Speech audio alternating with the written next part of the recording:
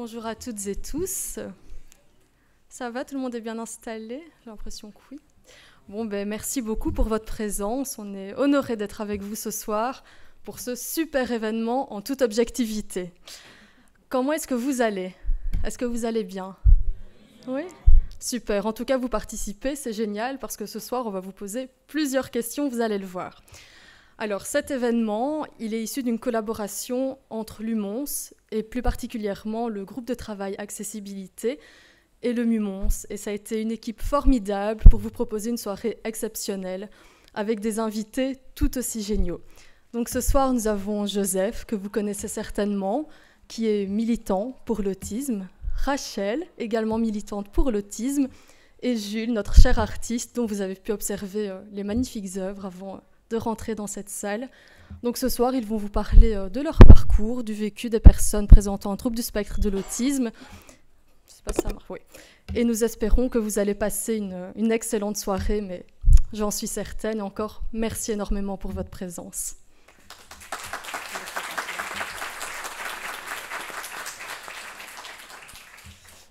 Touk touk. Ouais, c'est bon. Désolé hein, si je souffle dans le micro. Du coup, je m'appelle Jules. Vous avez pu voir quelques-unes des œuvres et il y en a aussi sur le tableau. J'en ferai défiler quelques-unes.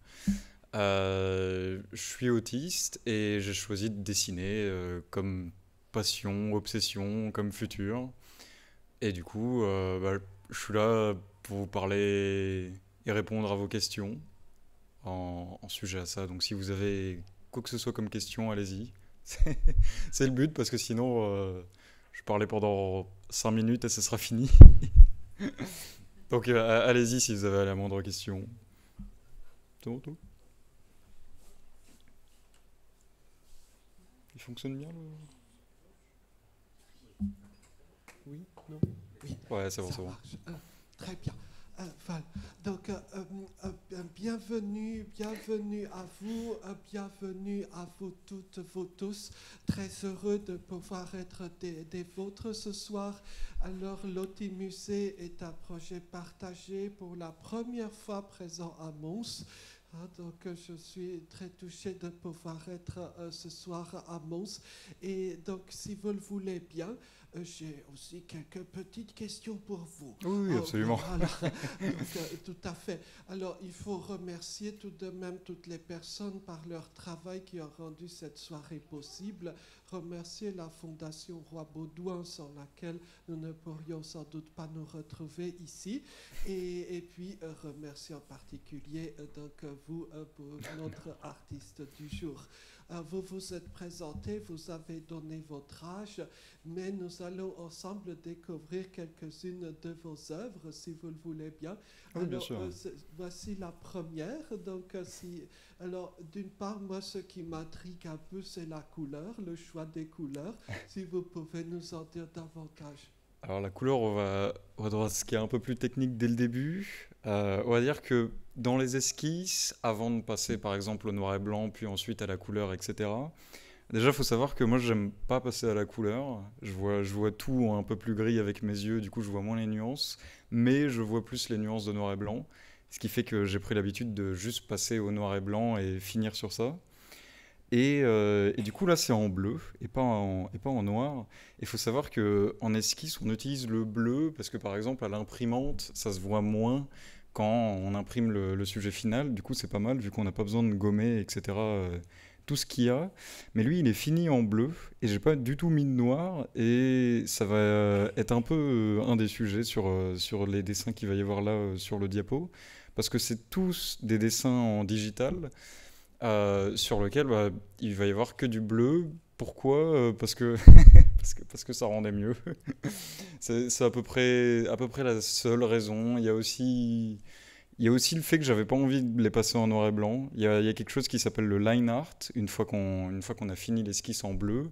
Et ça consiste un peu à recouvrir le croquis un peu brouillon qu'on a fait avec des traits un peu plus clean qui font plus terminer. Mais mais je sais pas, j'ai une appréciation pour ces traits pas finis et pour ce brouillon. Et du coup, voilà, c'est ce qui a amené à il est bleu, il est pas fini et ça le rend très bien comme ça. Certaines de vos œuvres sont en noir et blanc, celles que nous Ouais. avons pu voir. celles-ci à l'écran seront bleues. Est-ce que vous avez eu donc une période noir et blanc et une période bleue comme Picasso ou d'autres? Est-ce que c'est par période ou bien est-ce que tout cela s'enchevêtre? Alors, c'est pas totalement une blue période ce que je fais, mais ouais, j'ai eu des périodes. Tout ce que vous avez pu voir avant de rentrer dans cette salle, c'était sur papier, c'était du traditionnel et c'était des dessins qu'on commençait à peu près tout, parce que j'ai dessiné jusqu'à récemment uniquement sur papier et en traditionnel. Et du coup, il y a aussi que des récents là, qui sont en digital. Il faut savoir que beaucoup de ceux que vous avez vus, ils ont été faits au pinceau parce que, on va dire que je me suis lancé sérieusement dans le dessin grâce à un artiste qui dessinait uniquement au pinceau. Et du coup, j'ai décidé de faire pareil parce que ça a plusieurs bienfaits de dessiner au pinceau et de découvrir comme ça. Du coup, ouais, ceux que vous avez pu voir, ils sont principalement au crayon, au pinceau. Ils sont principalement en noir et blanc parce que pareil, j'aime pas la couleur. Les seuls qui peut-être étaient en couleur étaient aussi uniquement sur des pinceaux, mais c'était pareil, de la monochromie. Du coup, voilà, on peut appeler ça différentes périodes. On va dire que c'était dans ma journée de découverte de l'art et du dessin. Ah, et donc vous avez parlé d'un artiste qui vous a inspiré. Nous voulons son nom, évidemment. Alors c'est un artiste coréen qui est malheureusement mort il y a un an ou deux, pendant qu'il voyageait en France en plus. Et son nom c'est Kim Jong-ji. C'était quelqu'un qui était très fort pour faire directement des dessins sur des grandes toiles et faire des performances live. Et pour remplir plus vite ses toiles, parce que c'était des événements, par exemple, d'un après-midi, il dessinait au pinceau. Et du coup, en tombant sur une de ses vidéos sur YouTube, tout est parti de là où je me suis dit, ah, on peut être professionnel dans le dessin, on peut juste gagner sa vie et continuer son rêve en étant techniquement très fort sur une toile. Et voilà, tout est parti de là. Je me suis dit, je veux faire ça plus tard, et c'est grâce à lui. Est-ce qu'il y a eu d'autres artistes qui vous ont influencé de façon tout à fait marquante comme cela? Il y a eu beaucoup d'autres artistes. Savoir que depuis tout petit, je sais pas quand, mais j'ai dû trouver un volume de BD ou de manga caché dans un grenier. Et du coup, depuis, cette passion a commencé pour lire toutes ces œuvres. Du coup, mes inspirations, elles sont principalement asiatiques.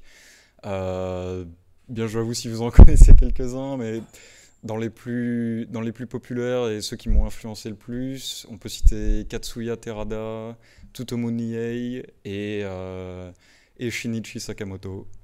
Du coup, bien joué à ceux qui ont les références, mais c'est tous des bons artistes, et voilà. Donc, comme tant d'autres, vous avez eu le moment de découverte des mangas. Ça a été marquant pour vous, cette découverte du stock secret là, que vous avez mentionné. Il y a eu le médium de base, mais de base, j'avais aucune connaissance de comment c'était fait, etc. Moi, ça m'était même pas venu en tête que quelqu'un derrière dessinait sur des feuilles comme ça pour ensuite que ce soit publié dans un livre. Mais on va dire ça m'a suivi un peu toute ma vie et du coup au moment où j'ai découvert toutes ces vidéos sur le dessin, etc. et je me suis dit je vais me lancer dans ça, vu que j'avais aussi toutes les BD, le manga liés par le passé dans ma vie, etc. J'ai ensuite fait des recherches sur ça et ça m'a encore plus lancé, passionné, etc. Et c'était un effet boule de neige, quoi. Oui. Alors, si j'ose raconter une petite histoire, ma sœur qui officiellement n'est pas autiste. Bon, voilà. Et quand elle est tombée sur des mangas un jour, elle est devenue prof de japonais suite à ça. Comme quoi, il y a des effets magiques, non? Ouais. Je dois vous avouer que moi, je ne connais aucun des artistes que vous avez cités. Je suis vraiment nul en la matière. C'est rien, c'est rien. Mais est-ce qu'il y a peut-être aussi des artistes autres qu'asiatiques? Peut-être est-ce que vous avez rencontré, par exemple, des artistes, que sais-je, autistes, qui vous ont marqué particulièrement plus? Niveau autisme, je suis pas sûr. Bon, quasiment sûr qu'ils avaient tous un certain degré pour se lancer toute leur vie dans une vocation comme ça. En non asiatique, j'ai un artiste polonais qui est un peintre qui qui peignait, on va dire, il y a une cinquantaine d'années, qui s'appelle Bekchinski. C'était aussi une grande influence sur Giger. Si vous connaissez pas de nom, par exemple, c'est celui qui a fait les designs pour tous les films aliens. Vous voyez, le xénomorphe, les trucs comme ça, c'est des choses de Giger. Et du coup, ouais, j'ai pas mal d'inspiration dans les peintres polonais qui faisaient soit de la photo, soit de la peinture. Et voilà, c'est à peu près tout sur les noms asiatiques. Peut-on être normal et créatif? Ah, après, non, non. Je réponds simplement, on va dire non. Et donc, dans les nuances de bleu, il y en a de très nombreuses. J'ai quelques amis dans le petit monde, on va dire des gens de chez nous, qui peuvent vraiment distinguer toutes sortes de nuances de bleu et en parler pendant des journées entières. Cette nuance-ci, est-ce qu'elle a une raison spécifique d'être? Comment est-ce que vous êtes parvenu à cette nuance-là? C'est comme j'avais expliqué, c'est-à-dire qu'il ne faut pas que ce soit trop sombre, sinon ça a le même effet que le noir et à l'impression, etc. Ça perd un peu le pouvoir du bleu qu'a l'impression. Et il ne faut pas que ce soit trop clair, sinon j'y vois rien. Du coup, je suis arrivé sur un ton moyen. Et il me semble que pour tous ceux qui vont être dans le diapo, j'utilise les mêmes tons, même si la pression peut faire des effets différents. Vous voyez par exemple lui, on va dire autour du cou, il a ce qu'on pourrait considérer un vêtement qui va faire sombre, mais c'est exactement la même teinte que pour les cheveux par exemple, où je peux vous mettre celui d'après.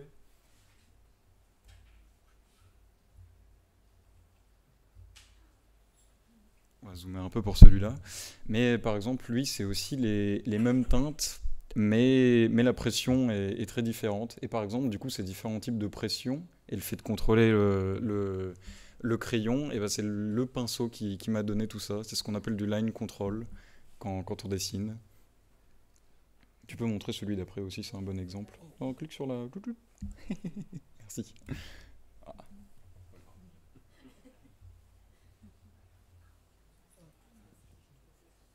Voilà, encore une fois, lui, c'est la même couleur, mais des tons différents, par exemple, on peut voir sur les cheveux, etc. Du coup, voilà. Oui, peut-être si on peut revenir au premier, parce qu'il y avait encore quelques petits points qui tracassaient ma cervelle fatiguée.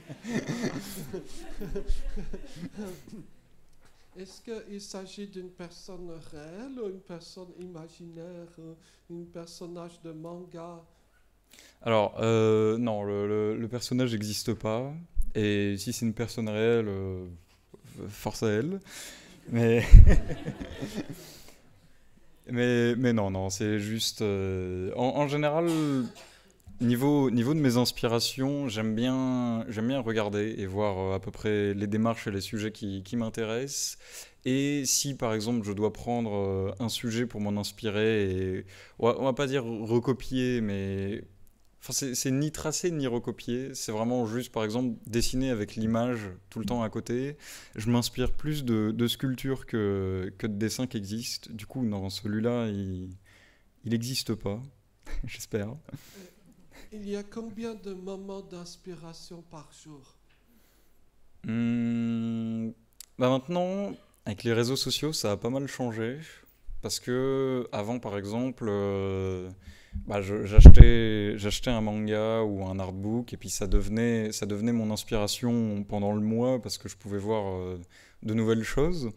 Mais maintenant, c'est devenu tellement simple avec les réseaux sociaux de pouvoir suivre un artiste qu'on aime et voir à peu près tout ce qu'il va upload jour après jour que, on va dire, si je lance mon téléphone le matin, on va dire je vois 5-6 bonnes idées pour le reste de la journée sur des thèmes. Par exemple, lui, il a une fleur dans l'œil. Ça se trouve, même sans le savoir, j'ai dû voir ça quelque part et me dire, tiens, c'est une bonne idée. Puis c'est revenu après. Et voilà comment ça se forme à peu près. Il y a des artistes qui cherchent l'inspiration dans diverses substances chimiques. Quand on est membre du petit club, on n'a pas besoin de tout ça, si on est d'accord. Économie garantie. Wow. Chacun s'inspire de ce qu'il veut, hein, c'est ce qui fait de nous des gens créatifs, c'est bien. Oui. Alors, il y a un cliché qui circule parfois encore, qu'on retrouve dans certains vieux livres, que les autistes ne sont pas intéressés par les humains. Quelle est votre réaction sur cette phrase-là? Euh, bon, alors ça va être une réaction personnelle, évidemment je peux pas parler pour tout le monde. Personnellement, j'ai du mal niveau émotion à, on va dire, pas à comprendre forcément quelqu'un, mais à me mettre à sa place. Niveau des émotions, si je vois quelqu'un de triste ou quoi que ce soit, vu que je suis moi aussi très peu souvent triste, même si quelqu'un de ma famille meurt ou quoi que ce soit, ça va pas m'affecter comme quelqu'un pourrait être affecté par ça. Du coup, je vais avoir plus de mal à me mettre dans la peau de quelqu'un, mais ça a aussi un peu le même effet que de regarder un film, tout simplement, de voir les choses, on va dire, d'un peu plus loin, et de me dire que, je sais pas, je peux observer différents patterns. Du coup, pour ma part, je trouve les humains très intéressants. Du coup, vous avez pu voir aussi, j'en dessine pas mal. Mais voilà, c'est juste mon avis. Pour moi, c'est des êtres intéressants. J'en parle comme si je faisais pas partie, mais Et rien que ce soir, il y a déjà beaucoup de nouvelles idées d'œuvres d'art ou pas? on va dire ouais.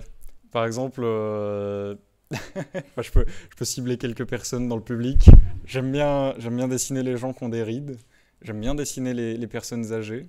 Alors, 50% de ça, c'est parce que c'est plus simple, mais bon, ça faut pas le dire. Euh, la marge d'erreur est plus grande si vous avez beaucoup de traits sur votre visage. Mais par exemple, pour moi, c'est un facteur de beauté quand je dessine, de voir quelqu'un de plus âgé avec des rides. Du coup, si vous vous semblez ciblé. C'est très délicat tout cela. Dans certains pays, par exemple en Afrique, être considéré comme vieux, c'est flatteur et les gens Mhm. exigent qu'on les appelle le vieux ou la vieille. Mais dans notre monde occidental, ce n'est pas le cas. Ah, Mais ça peut bon. être mal vu, Oui, mais oui. si vous pouvez retirer une leçon, plus vous vieillissez, plus vous êtes beau à mes yeux. En tout cas, artistiquement. Oui, il y a une question du public, une première question du public qui nous vient. Vieux, c'est quel âge? Ah, vieux, on peut être vieux dans sa tête à 10 ans. Mais non, non, je parle surtout physiquement. Du coup, bon, j'ai 18. j'ai l'impression de parler beaucoup sur votre physique. Vraiment, rien de mal. Non, mais on va dire, par exemple, dans mes centres d'intérêt, au-delà de 50 ans, je trouve les personnes qui commencent à avoir des traits que j'aime bien sur le visage. Du coup, bon là, c'est un mauvais exemple parce que, parce que je peux avoir beaucoup de rides en digital, mais je suis sûr qu'il y en a pas mal des personnes âgées que j'ai dessinées en traditionnel, que vous avez pu voir. Du coup, voilà, pour répondre à la question, on va dire quand ça commence à se voir. À partir de combien de rides? Il y a des rides que j'aime beaucoup, c'est les rides qui se forment quand on fronce les sourcils par exemple, même si ça ça se voit à peu près à tous les âges. Ça commence on va dire à partir d'un certain âge, ça se voit naturellement, et voilà, c'est juste quelque chose que j'aime. Mais non, on va dire quand ça se voit, ça peut commencer à 50 ou à 60, mais Donc nous allons commercialiser des crèmes pour faire apparaître des rides. pour en faire apparaître plus souvent, ouais. Une idée business qui m'est venue subitement. Peut-être qu'on peut regarder l'image suivante, sauf Ouais. s'il y a encore quelque chose à dire.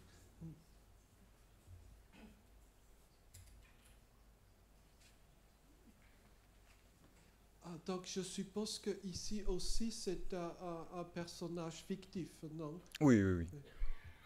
Et est-ce que peut-être on peut demander à quel moment l'inspiration vous est venue pour cette image? Pareil, du coup, C'est dur à dire. Ça revient un peu sur le sujet des réseaux sociaux et de l'inspiration quand on peut en voir tellement dans une seule journée. Parce que bon, maintenant, en 10 minutes, je peux voir plus de 200 œuvres. Du coup, niveau inspiration, on va dire que ça se fait involontairement. Mais qu'est-ce que j'avais dû lire quand j'ai fait ça? Lui, il faut savoir que c'est le dernier qui est en date de mes dessins. Et c'est un dont je suis fier niveau finition, par exemple, niveau des petits détails. Et sur ces petits détails, bah, je peux reciter un auteur de manga qui est venu en France d'ailleurs récemment, qui s'appelle Shinichi Sakamoto, et qui pour du manga fait des dessins qui sont très photoréalistiques. Et du coup, là, si vous arrivez à voir par exemple entre les yeux, au niveau du nez, etc., il y a beaucoup de petits détails. Et on va dire que la personne que je connais qui se rapproche le plus de ce genre de petits détails photoréalistiques, etc., c'est Shinichi Sakamoto. Du coup, on va dire que l'inspiration vient de lui. Parce que sinon, sinon je sais pas. Est-ce que le nombre de détails est proportionnel au degré d'autisme? Non. Non, ça dépend. On peut dessiner un stickman avec la même émotion qu'on pourrait dessiner une photo. Oui, oui, c'est ça. Dans un premier temps, bonjour. Bonjour. Je voulais vous poser la question, qu'est-ce que vous désirez partager avec la personne qui regarde vos œuvres? Et par rapport à vos émotions, vous avez parlé de vos émotions, est-ce que vous désirez partager une émotion particulière à la personne qui regarde vos œuvres? Ok, alors c'est une bonne question parce que ça va arriver sur un point dont je vais pouvoir parler pas mal. C'est vrai que la plupart des artistes font ça pour partager une émotion. Alors moi, c'est pas du tout mon cas.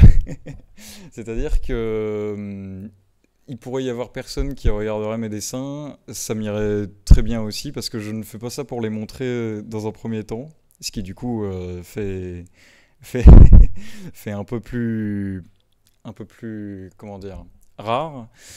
Mais je fais ça principalement pour me satisfaire moi-même et puis pour penser à autre chose. C'est un peu une sorte d'échappatoire. Et, et du coup, ouais, non, je fais pas du tout ça pour partager à la base. Du coup, je suis très content quand quelqu'un me dit «Oh, je me suis senti triste quand j'ai regardé celui-là. Oh, celui-là, il est cool, il a l'air de faire ci ou ça.» Je suis très content, mais en premier lieu, par exemple, quand du coup je suis dans ma chambre tout seul devant ma tablette en ce moment, bah, j'ai vraiment pas du tout ça. En général, pour du coup voir un peu la démarche, en général, le dessin change en fonction de la musique ou du genre que j'écoute de musique. Et du coup, je me fais des sessions de 4-5 heures où juste je mets mon casque sur mes oreilles et je pense à rien d'autre que bien dessiner. Par exemple, celui-là, il y a dû y avoir un trou de 4 ou 3 heures dans ma journée où juste j'écoutais quelque chose et je pensais à rien d'autre que ce que je dessinais. Du coup, j'ai pas vraiment. J'ai pas encore vraiment cette envie de partager des émotions via ça. Même si ça pourrait être intéressant, vu que bon, on les perçoit tous différemment et on les ressent tous différemment, les émotions. Mais on va dire que pour l'instant, je vise plus à avoir un bon niveau technique qui me permettrait par exemple ensuite de montrer des émotions dont j'aurais pas honte. Parce qu'il faut aussi que je parle de ça, mais il y a beaucoup d'anciens dessins sur lesquels, bon, c'est un peu voir mes erreurs du passé, de les revoir en passant. Par exemple, lui ça va, pour l'instant j'en suis encore fier, d'autres dans la liste moins, etc. Mais du coup, si je pouvais par exemple avoir un niveau technique qui ressemble à celui-là et partager des émotions, on va dire que ce serait, en tant qu'artiste, parfait pour moi et mon but plus loin dans la vie. Mais merci pour la question. J'espère que je réponds assez bien. Alors moi j'avais une question. Est-ce que pour vous dessiner c'est thérapeutique dans le sens où thérapeutique dans le sens où c'est votre moment à vous où justement vous vous concentrez sur ce que vous faites sans vouloir plaire à qui que ce soit, être juste pour vous avec vous-même et c'est une forme thérapeutique finalement de vous connaître vous-même et d'être là au moment où vous êtes? Alors, au début, savoir que j'ai commencé du coup à me mettre sérieusement en dessin quand je devais être en troisième, il me semble. Du coup, on va dire 15-16 ans, je sais plus l'âge qu'on a en troisième. Et ça l'était sur pas mal d'années au début. On va dire que dans les 3 premières années à peu près, c'était une passion, le dessin. Et ensuite, c'est plus devenu une obsession. Ce qui fait que maintenant, par exemple, niveau détente et je me mets dans une activité qui me permet de penser à d'autres choses, ce serait plus le sport, où vraiment juste je me concentre physiquement, parce que le dessin, ça a aussi une partie où il y a beaucoup d'échecs, et ça peut être dur de les gérer, tous ces échecs, parce que du coup, là, on voit entre guillemets ce qu'on pourrait appeler une réussite, des dessins que je peux montrer, etc. Mais par exemple en traditionnel, il y en a beaucoup qui finissent en boule et jetés à la poubelle, il y en a beaucoup qui finissent supprimés en digital, etc. Et si vous voulez un ratio à peu près, on va dire que pour un dessin dont je peux être fier, et vous pouvez voir aujourd'hui, etc., en marchant dans l'allée, etc., il y en a à peu près 6 ou 7 qui ont été commencés et loupés. Pas vraiment loupés, mais on va dire que j'ai pas trouvé l'idée assez bonne. Et cette échelle, elle fait que de progresser, de vouloir trouver des idées qui sont assez bonnes, parce que du coup, c'est un peu aussi être en compétition avec ce qu'on a déjà fait avant. Et j'ai beaucoup cette mentalité de ne pas vouloir faire un dessin qui, pour moi, parce qu'évidemment c'est personnel et objectif, qui pour moi serait moins intéressant ou plus nul ou plus raté que le précédent.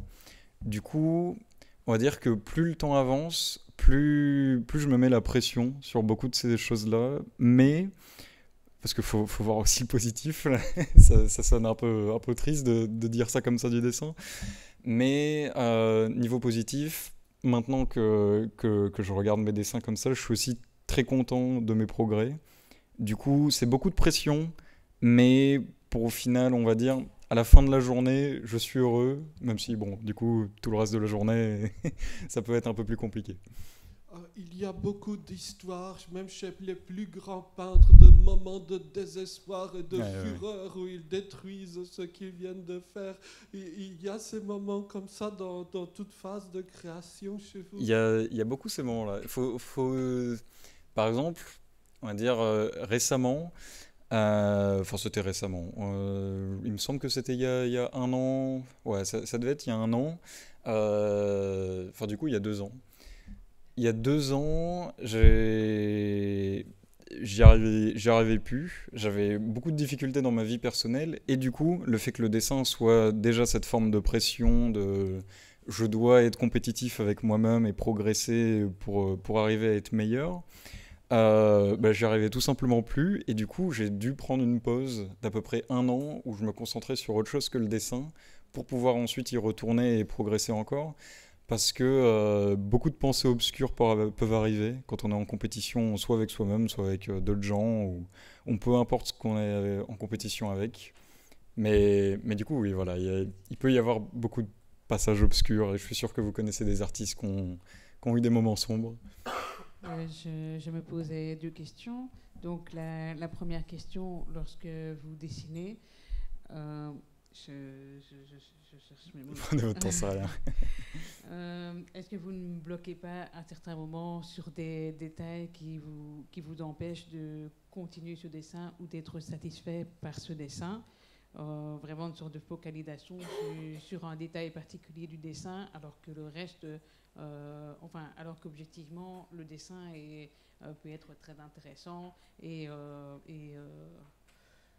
techniquement très bien réussi, mais voilà, ce détail qui fait en sorte que vous pouvez peut-être bloquer là-dessus. Ça, c'était ma première question. Et ma deuxième question, je remarque que vous avez parlé des mangas au début, et je remarque chez beaucoup de personnes concernées qu'on est fort porté sur les mangas, sur cet univers-là, et je n'ai jamais pu trouver la réponse. Alors, est-ce que vous pouvez formuler la deuxième un peu différemment? J'ai pas trop compris la question, je suis désolé. Par rapport au manga. En fait, je me demandais pourquoi est-ce qu'il y a beaucoup de personnes autistes qui sont naturellement intéressées par les mangas, parce que finalement, je remarque autour de moi, et moi y compris, qu'on se tourne principalement vers ce genre vers ce genre d'ouvrage, alors que beaucoup de personnes non autistes sont intéressées par la BD belge, par exemple, par d'autres types d'ouvrages. Et nous, c'est pas vers ça qu'on va aller en premier lieu. Ok, parfait, j'ai compris, merci. Alors, pour la première question, oui. Et c'est ce qui fait aussi que, par exemple, du coup, je vois vraiment mes œuvres différemment comme vous pouvez les voir. Quand je dis, par exemple, que j'ai honte de beaucoup de dessins, c'est parce que je sais qu'il y a une partie que maintenant je dessine mieux. En dessin, par exemple, quand on dessine, on va dire, des humains, il y a beaucoup d'anatomie qui entre en jeu. Et par exemple, du coup, il y a beaucoup de choses à dessiner sur le corps humain. On pourrait y avoir les yeux, les pieds, les mains, etc. Et du coup, c'est un progrès qui met du temps à arriver, surtout au début. Du coup, voir que maintenant que je m'y connais plus dans ces certains domaines, voir comment je me débrouillais à l'époque, ça fait que je suis content du progrès que j'ai eu, mais aussi que je vais me concentrer, par exemple, sur ce que j'ai fait de mauvais. On peut passer... revenir sur ce premier dessin, ça va être un peu technique, mais par exemple, vous pouvez voir que, alors je ne sais pas si vous pouvez voir, mais il y a le ratio, le ratio entre les yeux et là où commencent les cheveux, donc sur toute la partie du front, c'est trop petit, et pareil, l'oreille n'est pas assez bien positionnée. Et du coup, moi, je vais me concentrer plus sur ces choses-là quand je vais revoir mes dessins que sur l'idée du personnage, etc. Je vais vraiment voir quelques petites zones où j'ai pas forcément fait une erreur, mais on va dire que j'avais moins d'expérience que du coup au moment où je le re-regarde. Et du coup, je peux voir cette erreur, entre guillemets, même si c'est plus un manque d'expérience. Pour la deuxième question... je vais pareil répondre personnellement parce que je ne connais pas l'opinion et l'avis de tout le monde sur pourquoi beaucoup de gens sont intéressés par le manga, la BD belge, etc. Pour moi, c'est... Ça, je lis beaucoup de mangas qui... On va dire, il y a différents genres, tout comme il y aurait différents genres dans les films, etc., qui parlent de la psychologie. Et pour moi, c'est un peu la même chose qu'avoir une conversation en face à face, par exemple, avec l'auteur, où bon, on va pas pouvoir parler beaucoup soi-même, vu qu'on est en train de lire ce qu'il a déjà écrit. Mais pour moi, c'est une expérience qui est très personnelle entre le lecteur et l'auteur. Et c'est aussi une expérience qui est très calme, tout comme ça peut être très dynamique. On va un peu choisir le pacing qu'on veut. Et du coup, je pense que ça peut plaire à beaucoup de gens. Parce que peu importe notre personnalité, si on a le moment dans la journée où on a envie de se plonger dans un autre univers, on va facilement pouvoir, si on a trouvé l'œuvre qui nous plaît, se plonger dans l'univers qui est fait pour nous, vu que maintenant, il y en a tellement qui existent de BD, de mangas, etc., d'œuvres, que ça devient assez simple, même pour quelqu'un qui s'y connaît pas, de trouver quelque chose qui va lui plaire. Par exemple, s'il aime les films de détectives, il va pouvoir aller dans des œuvres qui parlent de ça directement dans le livre. Et pour moi, du coup, avoir, on va dire, ce moment un peu plus intime avec l'auteur. Parce que, par exemple, beaucoup de BD ou de mangas sont adaptés aux écrans. Et c'est un autre format, c'est complètement différent. On va dire que, par exemple, quand on voit Tintin au cinéma, c'est pas la même expérience que lire Tintin. Là où toute une équipe va être sur le projet, etc., comparé à la BD, où il va y avoir surtout la vie de une personne et les expériences, l'écriture d'une personne. Du coup, voilà, c'est pour moi mon avis de pourquoi beaucoup de gens peuvent s'y mettre et sont intéressés par ça. Il y a eu, si j'ose dire, sur cette question-là, deux théories explicatives qu'on retrouve parfois, parce que beaucoup de gens se sont posé la même question. La première théorie, c'est que contrairement aux bandes dessinées entre guillemets occidentales, qui deviennent de plus en plus éditées, gérées par un nombre très restreint de grosses entreprises, le marché américain de facto n'a plus que 2 grandes entreprises, et donc qui aseptisent considérablement ce qui se passe. L'univers du manga reste extrêmement presque anarchique, au sens où chacun peut se lancer. Et donc cela favorise toutes sortes de gens, on va dire, du petit club, si j'ose dire, et qui forcément créent à leur façon ce qui évidemment crée des atomes crochus potentiels. Donc, ça, c'est une première explication. Et la deuxième explication, c'est le vaste débat sur lequel il y a de plus en plus de bouquins sur les ressemblances entre culture japonaise et autisme. Bon, ça, c'est un vaste sujet pour peut-être une autre fois encore. Mais si j'ose dire, on a une question parce qu'il y a des amateurs de musique parmi nous et je pense qu'il y a quelqu'un parmi nous qui a une question à poser par rapport à la musique. Voilà, bonsoir. Bonsoir. Vous avez parlé tout à l'heure de moments sereins quand vous écrivez ou de moments peut-être plus dynamiques. Je suppose que c'est en lien direct avec les partitions que vous écoutez au moment de dessiner. Est-ce que vous pouvez nous en dire quelque chose ? Totalement.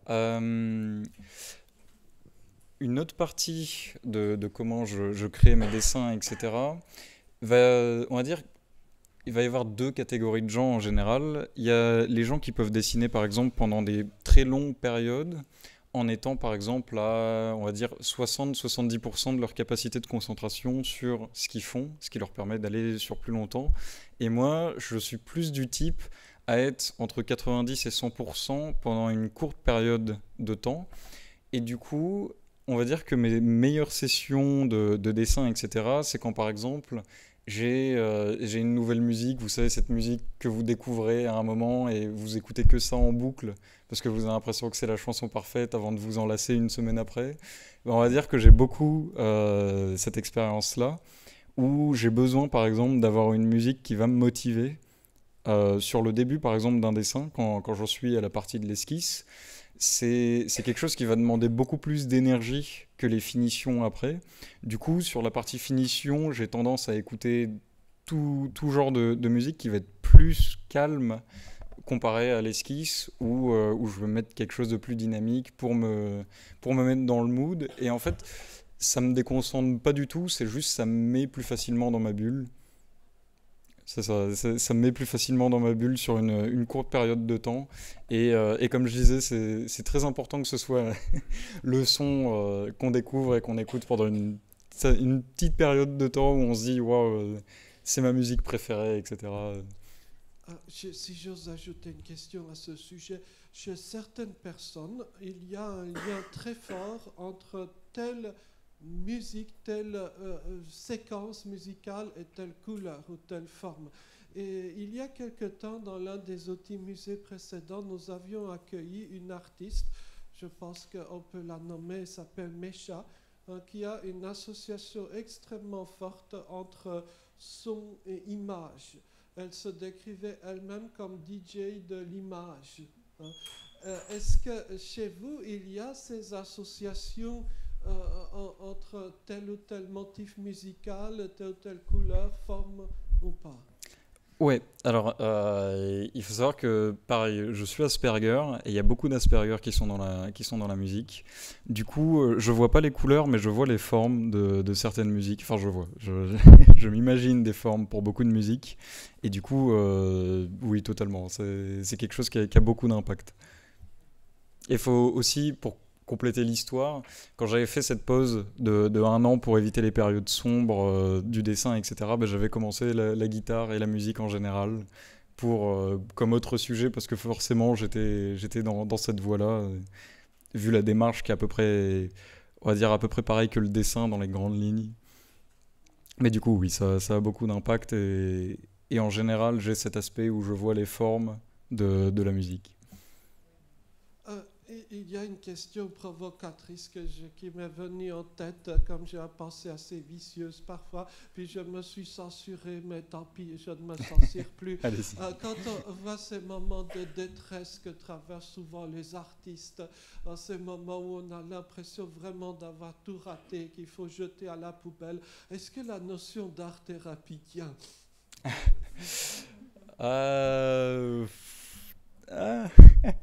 Ouais, ça dépend beaucoup de la personne et des gens. On va dire que du coup, vu que je vais parler pour moi personnellement, je dirais que non. Mais c'est un peu une spirale aussi qui va sonner toxique aussi. Mais bon, c'est comme ça. C'est que je vais plus souffrir si par exemple, je me dis, je prends une pause de 2 jours où je dessine pas, que si je continue de dessiner et échouer. Du coup, les deux sont négatifs, mais l'un est moins que l'autre. Et puis, dans les échecs, au bout d'un moment, je finis par réussir. Et c'est aussi une des choses qui est pas mal avec le dessin, c'est que au début, on réalise pas quand on fait des erreurs, puis on réalise et on en fait beaucoup. On va dire que dans cette période, allez, après, ça dépend pour chaque personne, mais pour moi, par exemple, c'était après 1 an après avoir commencé où bah, je faisais beaucoup d'erreurs, je jetais à la poubelle beaucoup de dessins et ceux que je jetais pas, c'est juste parce que j'avais pas encore l'expérience de remarquer mes erreurs. Mais, mais du coup, personnellement, non, c'est pas vraiment thérapeutique, même si.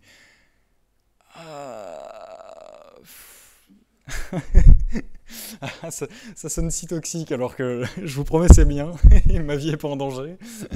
Mais, mais oui, non, il y a beaucoup d'échecs, même si ça aussi, ça apprend pas mal sur la vie, ça permet de mûrir, ça permet de réfléchir un peu plus et de grandir, même si, bon, il y a le côté noir et il y a le côté l'échec. Donc, si je comprends bien, une journée avec un dessin raté est meilleure qu'une journée sans dessin. Oui. Pardon.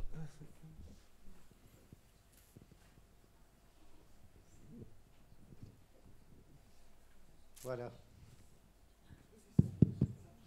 Voilà. Est-ce que vous pouvez être parfois satisfait d'un dessin raté?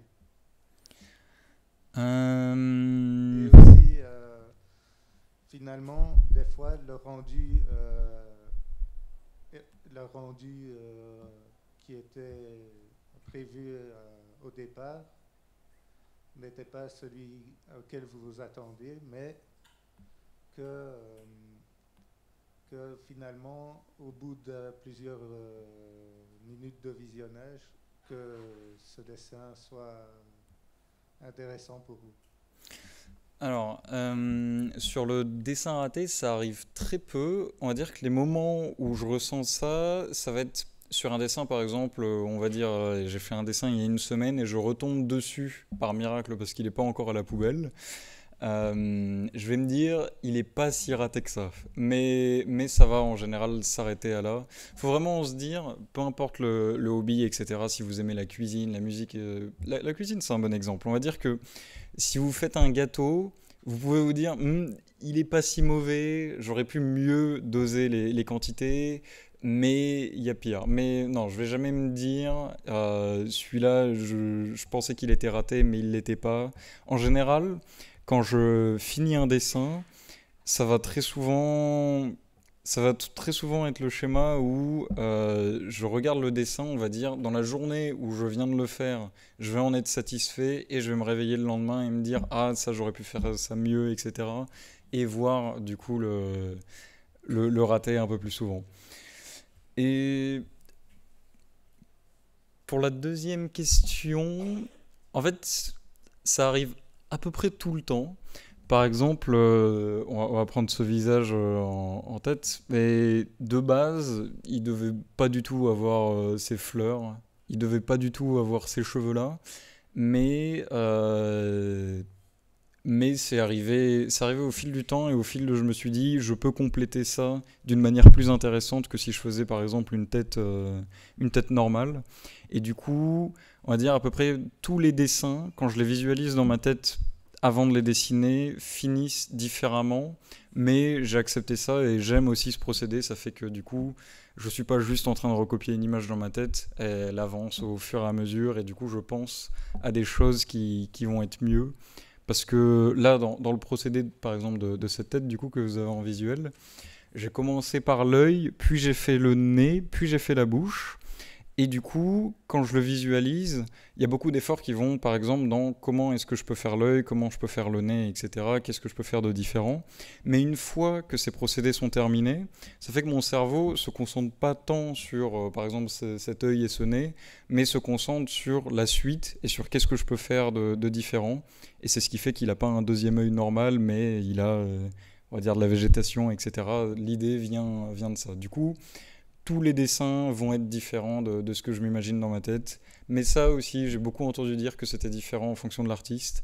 Il y a des gens qui vont juste reproduire ce qu'ils ont dans leur tête et avoir l'idée de base et être satisfait avec ça. Du coup, pour moi, ça fait des chemins différents, on va dire.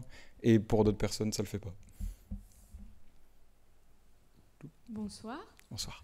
J'ai 2 questions.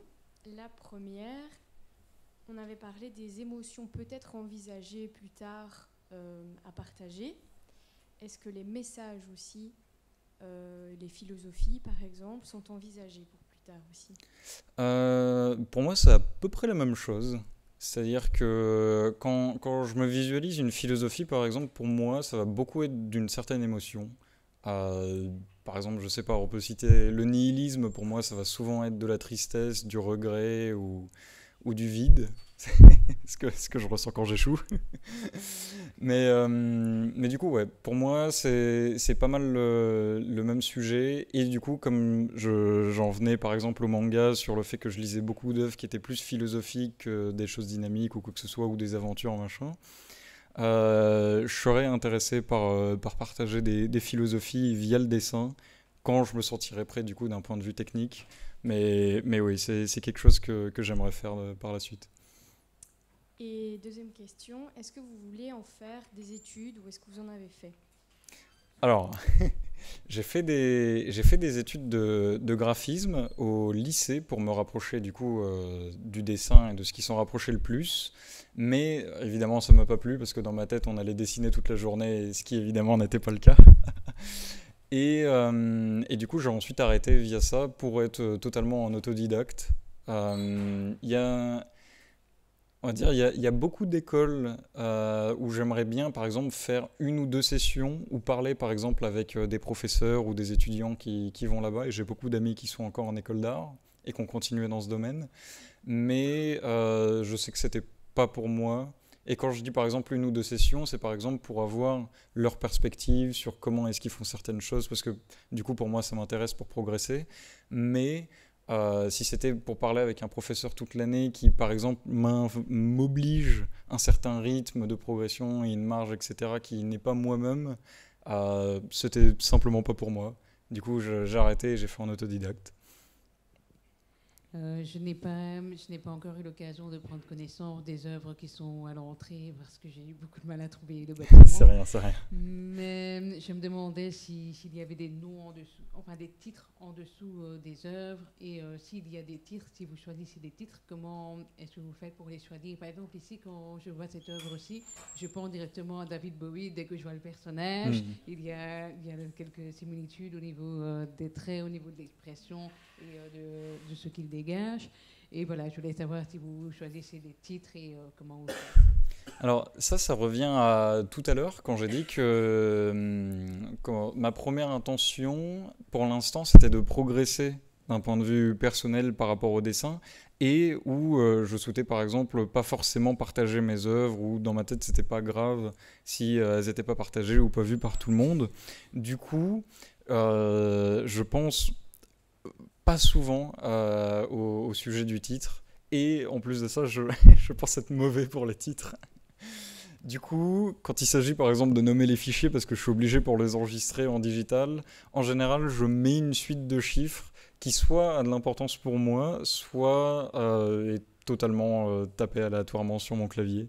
Mais du coup, non, je pense pas encore au titre.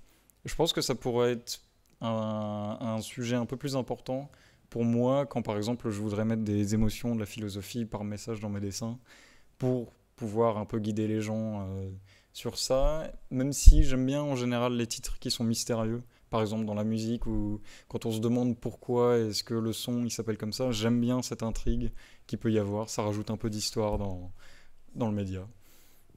Mais du coup voilà. Je vais prendre la parole. On entend? Oui. Alors d'abord, je le prends pas mal, mais je trouve, là où je trouve qu'il y a un air de ressemblance avec toi. Je vois beaucoup de similitudes, les lèvres fines, le menton, la pointe du nez, les lunettes, les yeux, et même l'implantation de tes cheveux. Donc voilà, chacun voit ce qu'il peut voir. J'ai une question à te poser plus dans ta manière de travailler. Est-ce que c'est plus le chemin qui est intéressant et les sensations que tu ressens quand tu es en chemin, quand tu es en train de faire, ou la finalité? Parce que j'ai eu beaucoup de personnes qui... on parle souvent de la bulle des personnes autistes, et quand on travaille, ou quand on se donne, ou ça donne à sa passion, il y a toujours, bien sûr, parfois des difficultés, mais c'est assez jouitif, c'est assez... ça nous envahit, c'est plus haut, plus grand, plus noble que nous. Et donc, à la fin, est-ce que tu as parfois cette sensation qu'au final, que ça soit ça ou ça, quel que soit le résultat, c'était ce chemin qui était intéressant, ou juste, ah tiens, c'est ça que j'ai obtenu, ah ça c'est chouette. Alors, est-ce que je me fais comprendre? Oui, totalement, je comprends la question. Au moment du chemin, du coup, quand je suis en train de dessiner et que je suis complètement dans ma bulle, par exemple avec la musique que j'aime, etc., déjà, ça dépend aussi beaucoup de la musique, parce que forcément, j'ai des moments où c'est la musique que j'aime, la musique où je me dis, waouh, c'est ma musique préférée, etc.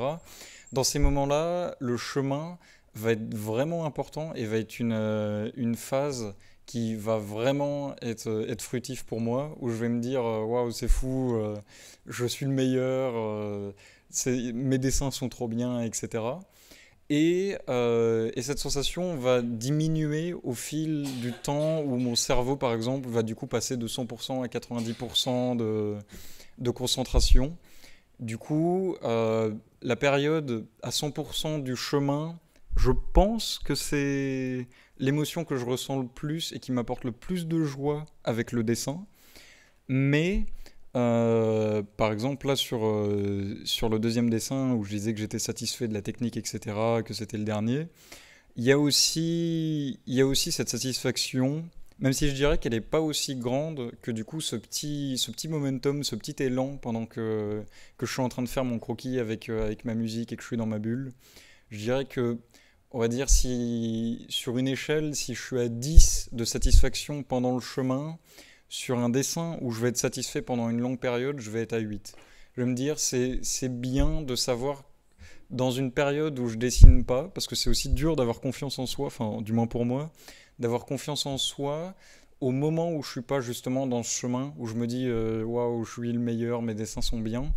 C'est bien d'avoir des dessins dans lesquels je suis satisfait et je me dis tout va bien, je suis encore un bon artiste, je peux continuer et ne pas douter de moi.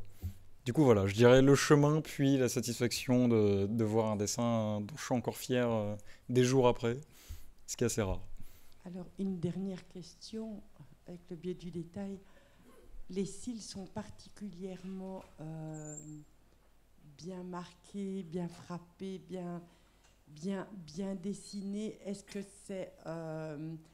et tu as commencé à dire, j'ai commencé par l'œil, à dessiner l'œil. Est-ce que c'est toujours par ça? Est-ce qu'il y a une attraction par rapport aux cils et aux yeux? Ou tu commences toujours par ça ou pas spécialement?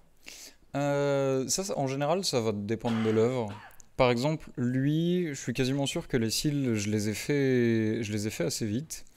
Savoir que j'admire pas mal d'artistes qui peuvent dessiner par exemple des visages très féminins parce que moi j'y arrive pas, comme j'ai dit, j'aime bien dessiner des rides pour la marge d'erreur, etc., pour plus de détails, mais il y a aussi beaucoup de complexité dans le fait de faire quelque chose avec très peu de détails, parce que du coup il faut savoir bien placer le peu de détails qu'on met, et du coup en général pour pouvoir tricher un peu dans cette progression, j'aime bien mettre des longs cils, peu importe si c'est un garçon ou une fille, j'aime bien mettre ce côté féminin. Et par exemple, pour lui, du coup, je disais, c'était assez instantané. Pour lui, par exemple, je suis quasiment sûr que les cils, je les ai rajoutés après. De base, il y avait juste les paupières qui donnaient un peu l'aspect endormi, l'aspect œil fermé, etc. Et en autre exemple, il y a lui qui, du coup, a juste pas de cils. Du coup, ça va vraiment dépendre du dessin sur lequel je suis et pareil, du mood dans lequel je suis, de qu'est-ce que j'ai envie de faire sur le moment. Bonsoir. Moi, Bonsoir. j'aimerais juste savoir à partir de quel moment est-ce que vous considérez que vos dessins sont ratés, selon vous?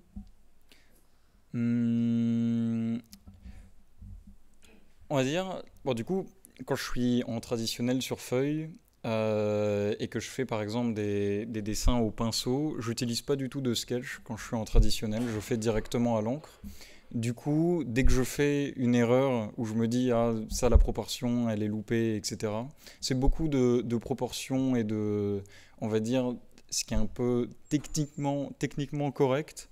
C'est-à-dire, bon, même si j'ai ma personnalité qui va dans le dessin, etc., quand je fais une erreur d'anatomie, c'est une erreur qui est juste une erreur comme elle est. Et du coup, quand je suis en traditionnel, bon, bah là, j'ai pas d'autre choix. Il y a l'erreur. Si elle est trop grosse et que, par exemple, je peux pas passer à l'étape d'après du dessin en oubliant cette erreur, je vais le mettre à la poubelle et me dire là il est loupé. En digital, c'est un peu plus long parce que je peux tout simplement gommer ou revenir en arrière. Du coup, en général, ça va être sur cette période de 2 heures où je suis à 100% de concentration dans ma bulle avec ma musique, etc., où je suis lancé et je pense à rien d'autre. Si j'arrive, on va dire, à faire le croquis général du dessin, à avoir une idée de où est-ce que je vais ensuite, etc., et à faire les grandes lignes, là, ça va pas être on va dire, ça va pas être un loupé, du moins sur toutes ces bases. Mais là où ça va être un loupé, c'est par exemple, si sur cette tête, j'avais dû recommencer, on va dire, la bouche 5 ou 6 fois, au bout d'un moment, ma concentration baisse. Et à partir de là, en général, j'arrive pas à faire mieux que ce que j'ai déjà fait, quand je suis par exemple à 80% de concentration à la place de 100%. Et du coup, à partir de là, je vais considérer ça comme un échec. Il y a très rarement, je peux remettre le dessin à plus tard, mais c'est aussi dur d'être par exemple, dans le même mood le lendemain. Si imaginons lui ce dessin, j'écoutais une certaine musique, j'étais dans un certain mood à une certaine heure de la journée, ça va être assez dur le lendemain de pouvoir continuer l'esquisse. Niveau du détail, si c'est par exemple des ombres, etc., ça va aller pour à peu près toutes les périodes, parce que ça va, on va dire, dans la case du ce qui est techniquement correct et ce qui est personnellement correct. Là où ce qui est personnellement correct, ça va être plus l'esquisse, etc. et ce que je fais, et le techniquement correct, les proportions, l'anatomie, l'ombre. Du coup, il y a une partie où j'ai besoin de concentration qui est le personnellement correct, et où si j'arrive pas à dessiner ce que je veux assez vite, avant de perdre ma concentration, là ça va être considéré comme un échec. On peut voir ça un peu comme, je sais pas, une course contre la montre. Et du coup, voilà. Ok. Voilà, bonjour. Enfin, bonsoir. Moi, j'ai aussi 2 questions. La première, c'est par rapport à ce que tu disais tout à l'heure. Donc, tu as fait de l'infographie, si j'ai bien suivi. C'est ça. Je ne me suis pas trompée.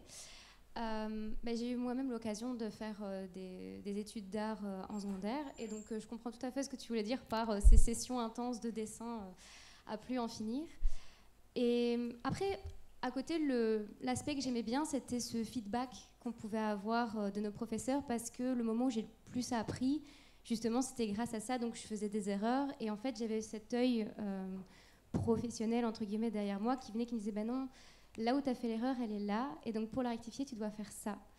Et ce que je me demandais, c'est est-ce que c'est pas quelque chose que tu aimerais bien aussi recevoir, c'est ce genre de feedback qui te permettrait, je sais pas, de progresser peut-être plus vite ou de faire moins d'efforts pour te dire où est-ce qu'il est le problème, je le trouve pas forcément, parce que justement, il y a ce regard derrière. Alors, ça me permet d'explorer un autre point, c'est que niveau du dessin et de l'art et de mes performances en général, je vais être très, très égocentrique. Et c'est-à-dire que je value plus mon opinion que celle d'un professeur qui, en plus, du coup, dans l'infographie, c'était pas vraiment des professeurs de dessin, c'était plus des graphistes qui étaient devenus profs dans ces cours-là. Et du coup, je value plus, par exemple, la comparaison entre moi et un artiste que j'aime, plus que les conseils ou le feedback que peuvent me donner un professeur, parce que pourquoi j'écouterais un professeur quand il est prof et pas un des artistes que j'apprécie. J'ai cette mentalité qui est pas terrible à avoir, mais bon, c'est celle que j'ai. Et ça permet aussi de revenir sur un autre point, parce que du coup, pour avoir mon propre feedback et progresser, vu que je pourrais pas faire ça tout seul évidemment, j'ai besoin d'autres exemples de gens plus expérimentés que moi.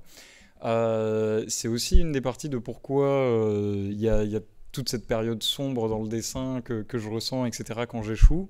Parce que forcément, j'ai 20 ans actuellement et je me compare à des gens qui, par exemple, dessinent professionnellement depuis 40 ans. Du coup, en plus d'avoir vécu plus longtemps que moi, ils ont le double de mes années d'existence sur cette planète, uniquement dans ce domaine. Donc forcément, ils vont être plus expérimentés que moi dans ces domaines-là. Et je vais préférer faire cette comparaison où forcément mon dessin va tout le temps, ou du moins quasiment tout le temps, être moins bien que ce que j'observe d'un professionnel qui est dans le dessin, plutôt que de vouloir avoir le feedback d'un professeur. Même si je pense que certains feedbacks peuvent être bien, tout dépend évidemment de la personne qui reçoit le feedback. Pour moi, par exemple, ceux qui étaient bien, c'est pas ceux qui étaient basés sur la technique, mais plus par exemple sur la composition ou le message que je voulais faire passer. Des choses qui, pour moi, sont du coup un peu plus compliquées à comprendre, parce que du coup, niveau émotion, je suis un peu plus décalé comparé à certaines personnes. Et quand on me parlait de ce message à faire passer, là, je pense que tout humain peut juste commenter sur son opinion du message et sur ce que je fais passer par exemple dans mes dessins, comparé à la technique où ça va plus être un professionnel qui est là depuis 40 ans dans le domaine. Du coup, voilà, pour moi, les conseils des profs, j'aimais pas trop, à part quand c'était du coup des conseils qui étaient plus basés sur le message, la philosophie, les émotions, etc. Voilà pour la question. D'accord. Et du coup, pour ma deuxième question, c'est plutôt... Je suis intriguée parce que moi non plus, j'ai pas encore eu le temps de faire le tour. Mais du coup, de ce que j'ai compris, il y a certains moments où tu dessines sur papier, donc de façon traditionnelle, et des fois plutôt de manière infographiste. Donc ce sera peut-être influencé par les études que tu as faites, mais qu'est-ce qui te donne envie des fois de travailler sur papier, des fois sur une tablette ? Et qu'est-ce que tu en tires en fait comme satisfaction, c'est-à-dire qu'est-ce qui va être plus intéressant à travailler sur une tablette ou plus sur papier ? Alors, j'ai toujours eu plus de facilité, par exemple, à commencer un dessin, par exemple, qui était sur papier que sur tablette, parce que sur tablette, on va dire, j'ai commencé à dessiner sur tablette à peu près 1 an ou 2 après avoir commencé le dessin en général, mais il n'y a que très récemment où je me suis mis uniquement à la tablette, parce que j'arrivais enfin à saisir la technique qu'il fallait avoir, vu que c'est 2 sensations très différentes de dessiner au pinceau en traditionnel et de dessiner sur un écran, vu qu'au début j'aimais vraiment pas du tout. J'avais une tablette qui était un peu plus petite, où on n'aurait vraiment pas dit une feuille, j'avais l'impression de dessiner dans le vent. Et là où j'ai toujours préféré le côté tablette, vu qu'il y a beaucoup d'artistes que je suis qui dessinent sur tablette, et il y a tellement de rendus différents possibles en fonction du logiciel, des outils qu'on utilise dans un seul logiciel. Il y a tellement de choses différentes. Et pareil, j'aime bien le côté détail. Du coup, quand je peux zoomer dans l'œuvre, quand je peux revenir en arrière et faire quelque chose qui se rapproche plus pour moi d'un dessin parfait, ça m'aide. Même si sur papier, je dirais que beaucoup de dessins sont techniquement niveau proportion, etc. Et ce que je disais par rapport aux erreurs qui étaient techniquement vraies ou pas, etc. Ils vont être moins bien que sur tablette, parce qu'évidemment sur tablette je peux zoomer, je vais revenir en arrière comme je disais.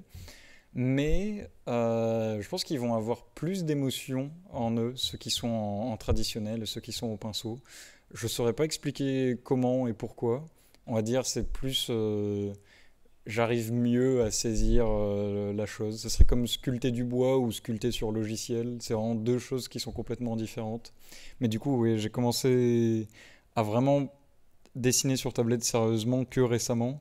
Du coup, ouais, la plupart sont encore en traditionnel, même si c'était uniquement parce que j'arrivais pas à dessiner sur tablette dès le début et que du coup je continuais en traditionnel.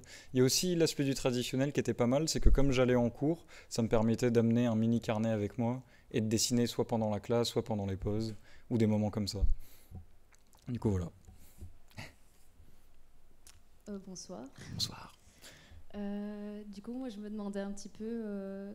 qu'est-ce que, selon toi, tu mettais dans tes dessins, en fait, ou qu'est-ce que tu cherches à mettre, si tu cherches à mettre quelque chose? C'est une question un peu vague. Ouais, c'est ce que j'allais demander. Mettre, du coup, plus comme objectif sur le long terme, par exemple, de qu'est-ce que je veux faire avec mon art, ou mettre, comme on parlait, du message, des émotions, de la philosophie, etc., et qu'est-ce que je veux faire passer par le dessin? Oui, ça peut être les deux. Ok. Enfin, voilà, avec ma question, qu'est-ce qui te vient? En ce moment, ce qui me passionne le plus, et depuis que j'ai commencé à peu près, c'est d'être techniquement très fort. Parce que par exemple, du coup, quand j'ai commencé via les vidéos YouTube de l'artiste très fort coréen, tout le monde, par exemple, dans les commentaires, admirait le fait qu'il soit très technique, malgré le fait qu'il n'utilise pas de sketch, etc.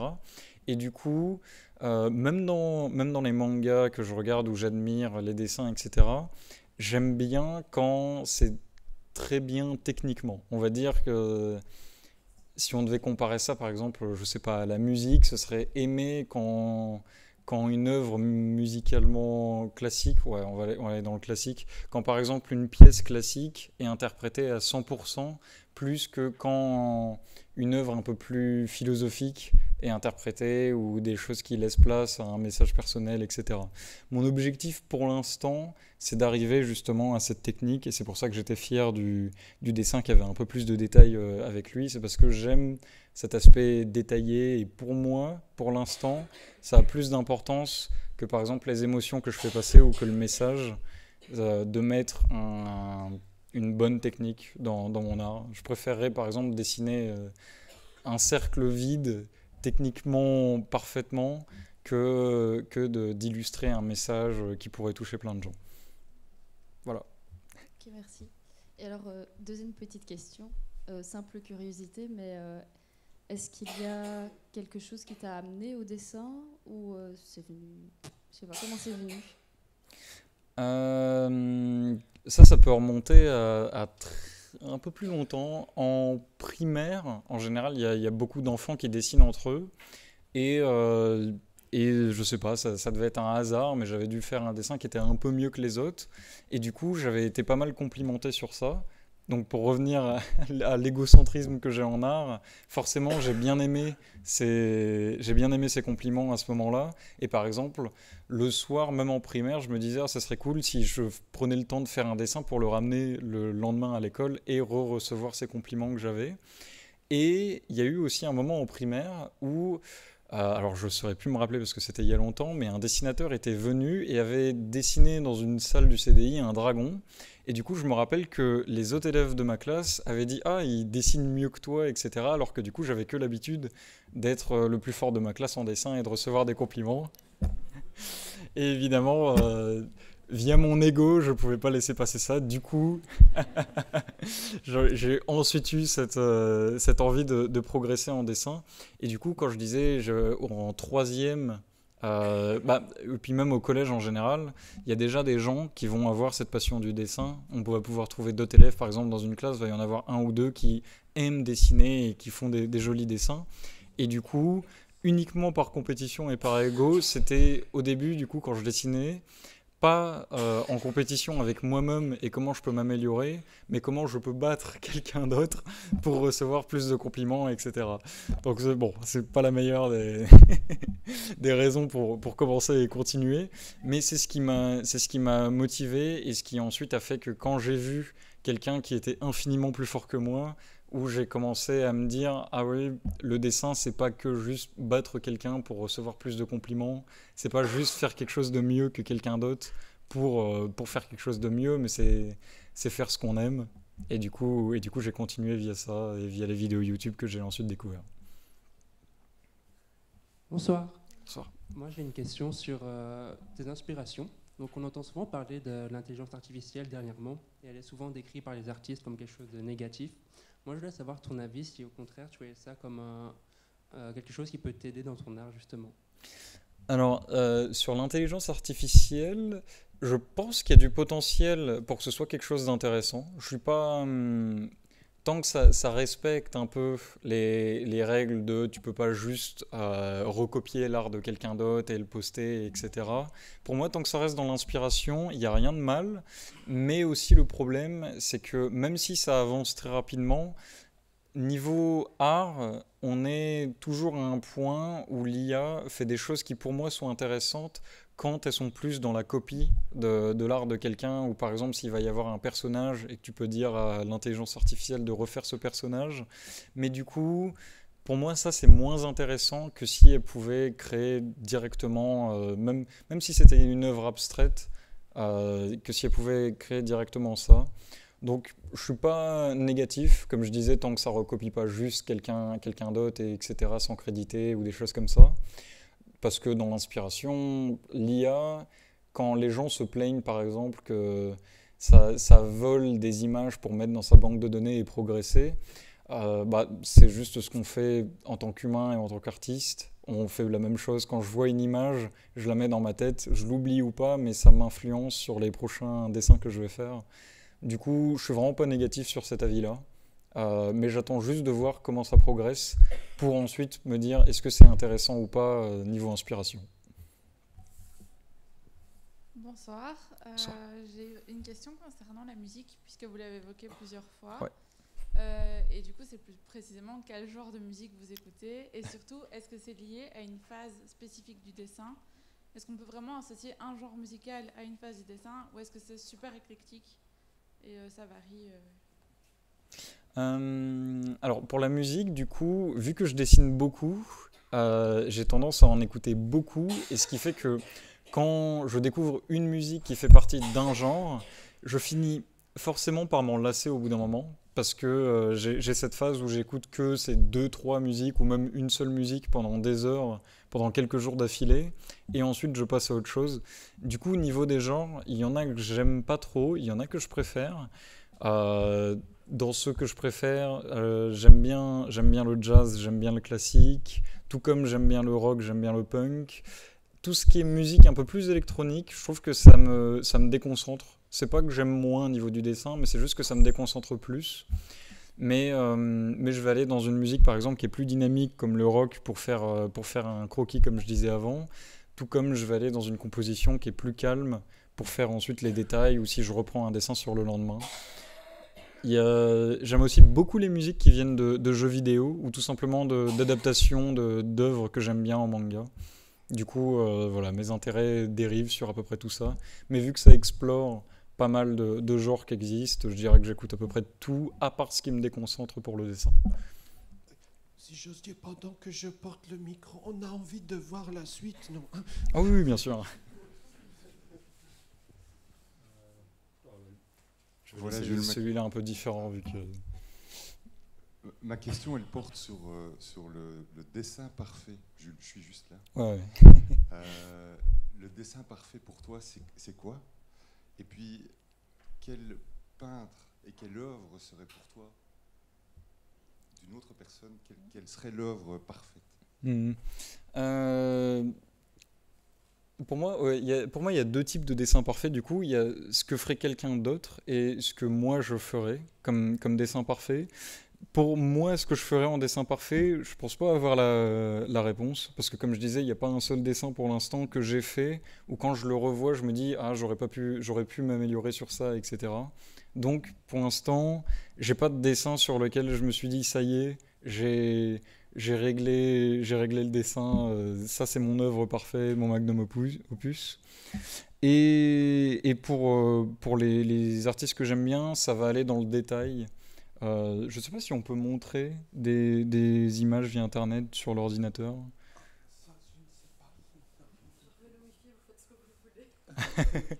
S'il y avait moyen, par exemple, que je puisse montrer des œuvres d'artistes que j'aime bien, parce que bon, je me doute que pas beaucoup de monde, puis il y en a tellement qui existent que bon. Mais du coup, ouais, il y a deux, trois personnes que je trouve parfaites, même si, même sur ça, j'ai un peu du mal avec le mot parfait, parce que forcément, moi, je les trouve parfaits, mais une autre personne ne va pas les trouver parfaites, ou alors va trouver d'autres artistes parfaites. Du coup... Ouais, ouais c'est sur le diapo, là, le partage de... Tu sais, c'est resté sur l'image. Oui, tu peux.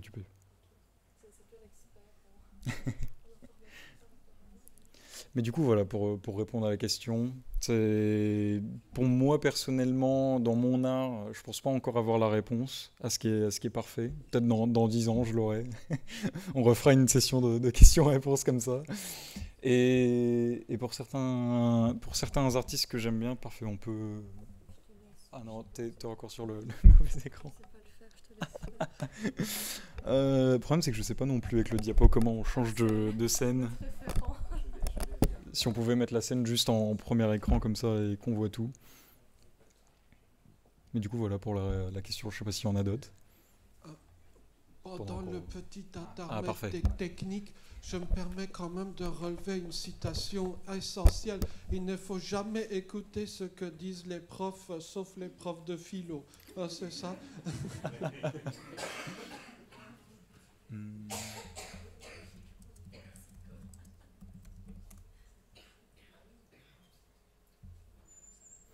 Ça, c'est d'un des artistes que j'aime beaucoup. Je pense qu'on peut voir à peu près l'influence. Ah. Bon, je pourrais pas aller sur l'image. Remarque si je fais... Bon, pas grave, je vais juste la mettre en comme ça. Mais ouais, on voit à peu près l'influence que ça a sur moi. Je dirais que lui, il fait partie des artistes où certaines œuvres, je considère comme étant parfaites. Juste pour montrer aussi, parce que lui, je le mettrais par exemple dans la catégorie...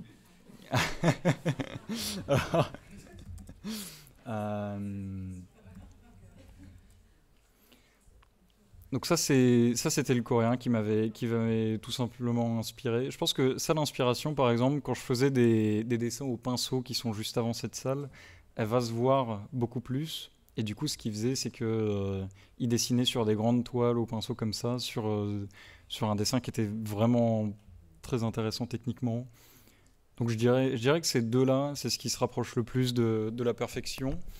Mais c'est uniquement pour moi. Et en plus de ça, ça a aussi changé au fil des années. Je pense qu'il y a un an, par exemple, j'aurais pas dit pareil. Peut-être sur mon inspiration, du coup, qui m'a fait commencer, vu que je tiens un peu plus à cœur, oui, ça m'a...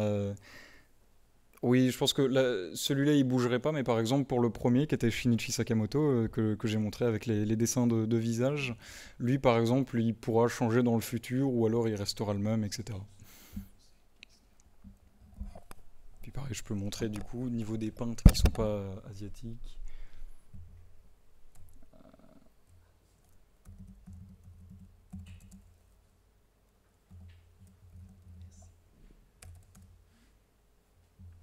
Donc ça, c'était le peintre polonais Beksinski, avec par exemple ça qui doit être une de ses peintures les plus connues.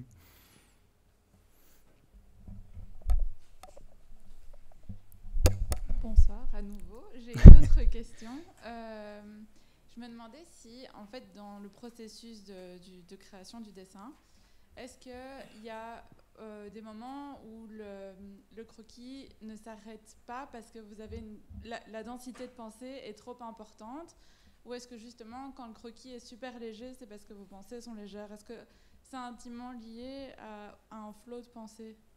Alors oui, c'est un lien. C'est-à-dire qu'il y a des moments, je pense surtout au croquis plus léger par exemple, il y a des moments où même si je fais pas beaucoup en soi, je me dis là je suis satisfait, j'aime bien le rendu qu'il a actuellement. Et pour le croquis qui est un peu plus long, c'est quelque chose qui, avec l'âge et l'expérience, il faut savoir par exemple s'arrêter au bon moment. Ou alors, il y a des fois aussi, il y a des dessins qui vont juste être pour le plaisir, pour le fun, pas pour afficher, etc. Où le croquis va pouvoir continuer à l'infini et puis ensuite, ça se trouve, on pourra faire des modifications dessus, etc. par la suite. Mais sur le croquis long, ça dépend beaucoup de la personne. Pour moi, personnellement, quand je fais par exemple des croquis longs en général, je les laisse par exemple au format croquis parce que j'aime bien voir tous les traits, l'aspect un peu plus brouillon et le voir en aspect croquis long. Et voilà pour la question. Ok, merci. Merci. Si j'ose ajouter une question, oui. Pour dans 5 ans, quels seraient vos projets, votre idéal dans 5 ans? Déjà, j'espère être beaucoup plus fort techniquement parce que quand j'y pense, ça doit faire à peu près 5 ans que je dessine. Du coup, je me dis que dans 5 ans, j'espère que ma marge de progression sera plus grande. Et pareil, du coup, qu'est-ce que j'ai hâte dans 10 ans, par exemple, de voir où est-ce que j'en suis niveau progression. Si je suis toujours sur cet avis, j'aime la technique, ou si je suis plus sur j'aime plus la philosophie de l'art, etc. Pour l'instant, du coup, mon objectif, ce serait de juste m'améliorer techniquement sur tout ce qui est proportion, anatomie, etc. Pour ensuite pouvoir aller dans les émotions et la philosophie que je veux faire passer. Il y a pas mal de moments aussi où je me disais que aller dans la BD ou le manga, ce serait quelque chose d'intéressant, mais j'aime aussi cet aspect illustration. Du coup, à voir où j'en serai dans 5 ans. Mais pour moi, 5 ans, ce serait quasiment le double d'expérience que j'ai actuellement sur le dessin. Du coup, ça reste une assez grande période où je ne serais pas sûr de la réponse exacte. Je dirais, à l'heure actuelle, quand on me pose cette question, ce serait d'être techniquement plus fort. Je sais que dans votre vie, vous entrez en contact avec toutes sortes de personnes avec des profils multiples, la neurodiversité, ou comme on dit actuellement. Est-ce que l'art crée des liens entre les gens? Comment est-ce que vous pourriez peut-être exprimer votre ressenti là-dessus? Ça peut créer des liens, mais je dirais par exemple que c'est un peu plus poussé que dans d'autres domaines ou d'autres hobbies, parce que c'est aussi quelque chose qui est très solitaire, l'art, à part si on fait quelque chose en collaboration avec quelqu'un d'autre, mais ça va être beaucoup de moments où par exemple si on dessine dans sa chambre, on va être tout seul dans sa chambre pas mal de temps, et il y a aussi un peu cet aspect dur de se dire « Ah, mes amis, ils sortent ce soir, mais moi, je suis dans ma chambre et je dois m'améliorer et continuer à poursuivre mes objectifs. » Du coup, on va dire que ça crée des liens dans les moments comme actuellement, où je suis en train de parler à plein de gens que je connais pas, mais je crée des liens avec eux via l'art. Malgré ça, je dirais que c'est compliqué. C'est plus compliqué que dans d'autres domaines, que par exemple, je sais pas, la musique, où on peut juste jouer avec d'autres gens. Là, tu peux pas vraiment dessiner avec d'autres gens. Tu peux partager tes visions, mais du coup, ça reste un certain sujet, une certaine passion, où ça va être un peu plus compliqué. Disons que si on veut se faire des amis, vaut mieux pas...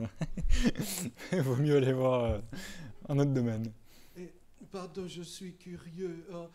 Ne répondez pas si c'est peut-être trop personnel. Non, vas-y. Combien d'événements publics autour de votre art vous avez déjà participé? Je sais pas, parce que en général, je les refuse, vu que comme je disais, mon objectif principal, c'est pas vraiment de les montrer, et j'ai aussi beaucoup cet aspect de je mérite pas encore de les montrer. Parce que comme je disais, par exemple, j'ai 20 ans, et il y en a, ça fait 20 ans qu'ils dessinent et ils sont même pas exposés, alors que pour moi, pour moi, c'est quasiment mon objectif final, l'art qui montre. Du coup, c'est en général pas beaucoup, je pense, parce que j'aime pas encore beaucoup montrer mon art en public, vu que j'ai cet aspect de je mérite pas encore. Si vous le méritez, merci de nous avoir fait confiance. Et je pense résumer l'opinion de tout le monde en disant que nous sommes très, très, très impressionnés par votre présentation, de la qualité de vos réponses, surtout si c'est un premier événement public. C'est très impressionnant, quoi. Je dois dire. Je reste assez songeur par rapport à cela. Vraiment, vraiment bravo. Je pense, je tente peut-être une question. Je sais qu'on a parmi nous des gens qui adorent les fossiles et s'inspirent de ces choses-là. Soit vous souhaitez vous-même poser une question à cet égard, soit alors je me permets de la poser. Est-ce qu'il y a cette source d'inspiration-là? Mais peut-être que les personnes intéressées formulent mieux la question que moi. Oui, non. Les gens se reconnaissent tout seuls, c'est génial.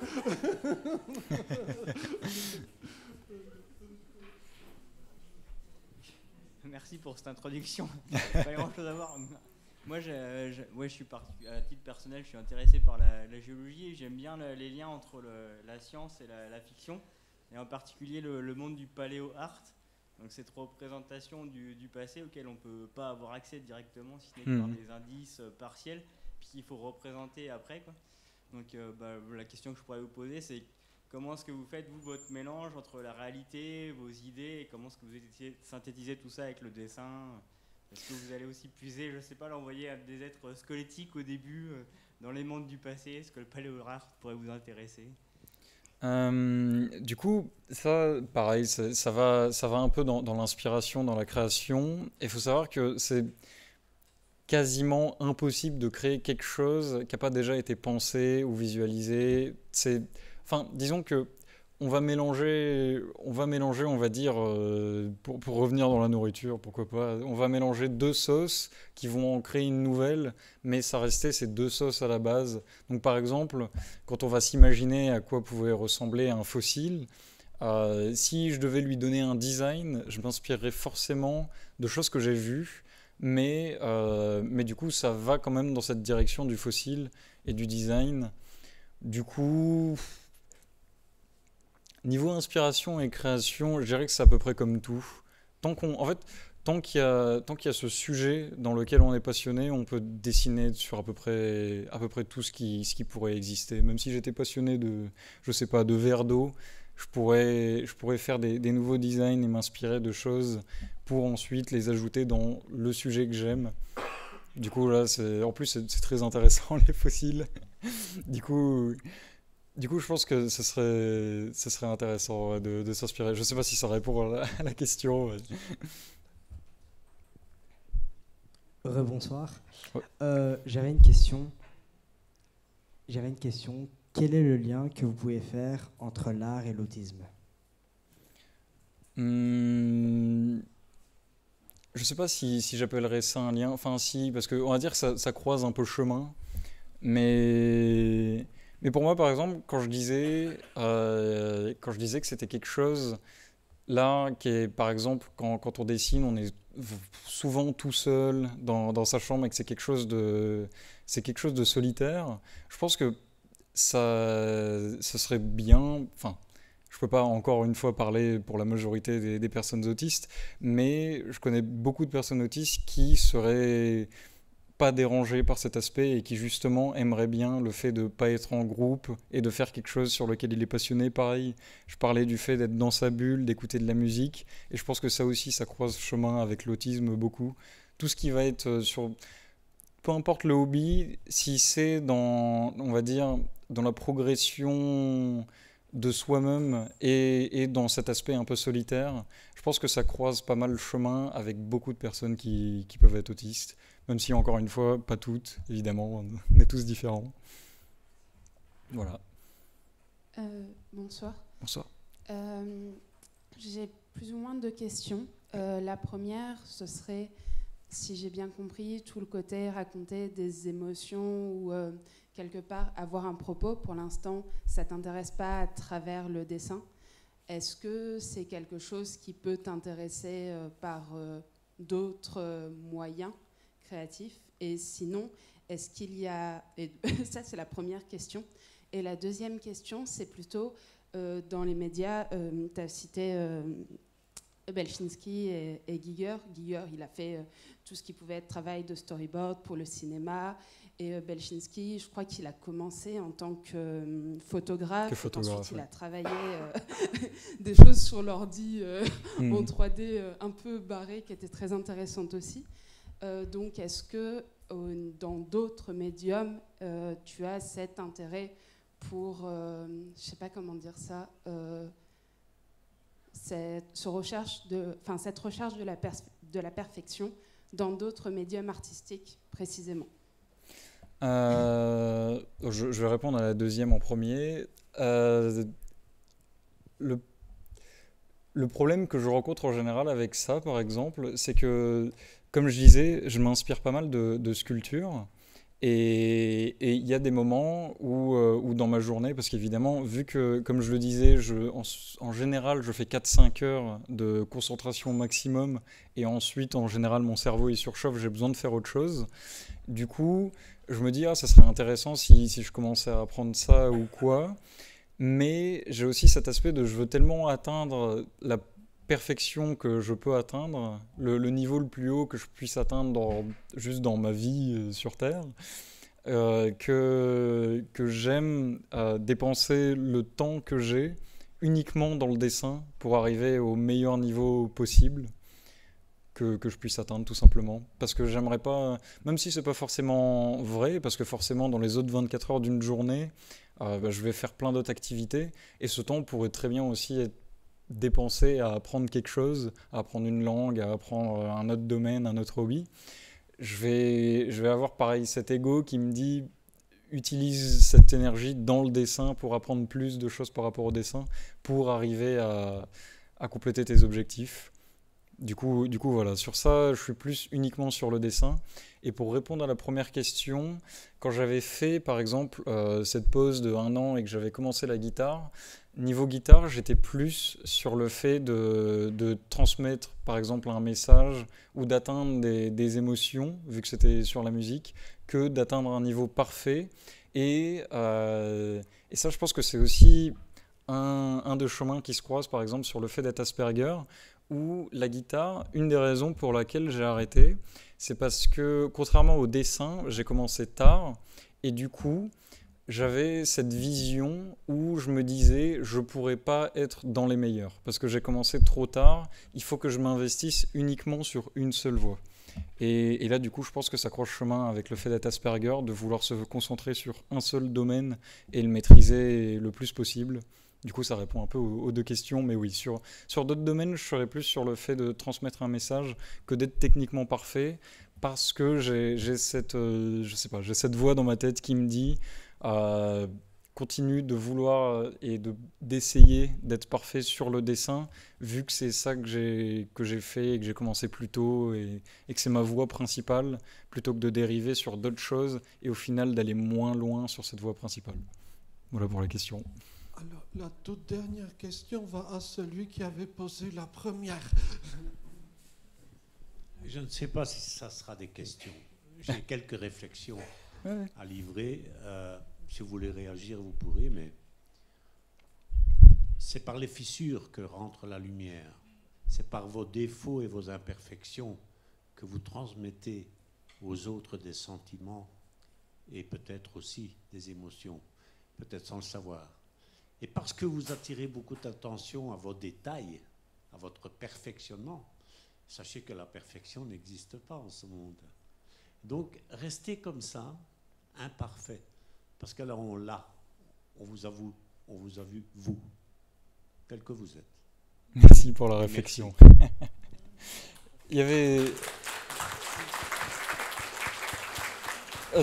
Attendez, juste avant qu'on finisse, parce que je me sens mal pour la personne, il y avait quelqu'un qui avait levé la main dans le coin, si on pouvait faire la dernière question là-bas. Oui, parce qu'il y a aussi une question pour Rachel. Ah oui, non, je ne veux pas non plus prendre trop de temps, je suis désolé. C'est juste que je me sentais mal pour la personne. Il y a toujours un dernier petit créneau possible. Merci, du coup, je pensais pas que tu m'avais vu, du coup ça me gêne un peu. Mais en fait, du coup, tu parles depuis le début de vouloir t'améliorer, te perfectionner, et du coup, cette petite question qui me venait à l'esprit, c'est grosso modo, où est-ce que tu en es? C'est-à-dire que donc, tu parlais des difficultés qu'il y avait en termes d'anatomie, que je comprends totalement, les mains, les yeux, la galère, tout ça. Et donc, tu expliquais que tu avais commencé à travailler plus sur les yeux, plus sur la bouche. Et donc, là, quand tu commences un dessin ou une esquisse, à quel moment tu te dis, mince, va falloir que je passe là-dessus? Sur quelle partie c'est le plus compliqué pour l'instant et que tu espères arriver à te perfectionner? Ok, du coup, bon, ça va être une réponse un peu plus technique, mais c'est assez simple à donner. Pour l'instant, du coup, niveau anatomie, je pense être bon sur à peu près toutes les parties du corps. Et là où, par exemple, j'ai beaucoup de difficultés, ça va être, par exemple, sur dessiner des backgrounds, dessiner, par exemple, cette pièce, plus que les humains qui sont dans cette pièce. D'autres choses sur lesquelles je peux penser rapidement, c'est, par exemple, les vêtements. Il y en a qui sont plus simples à dessiner et en général, je dessine ceux que je trouve plus simples à dessiner. Il faudrait que j'aille justement aller dans les difficultés, dans ce que je trouve difficile à dessiner. Et du coup, voilà, pour l'instant, niveau anatomie, tout est bon. Et il y a un truc qui est pas mal aussi avec le dessin, c'est que dans les formes que je maîtrise pour être fort sur, par exemple, cette anatomie, sur les humains, toutes ces formes sont utilisées dans les autres domaines, comme par exemple dessiner les vêtements, dessiner les salles, etc. Du coup, on va progresser plus vite sur ça. Donc ouais, pour l'instant, en général, je pense que je vais me concentrer sur les vêtements en prochain et je verrai sur quoi j'ai des difficultés ensuite.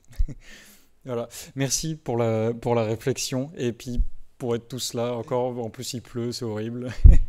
Du coup, vraiment merci. Je vais prendre plus de temps. Je vais laisser la question à Rachel. Et vraiment, merci d'être tous là.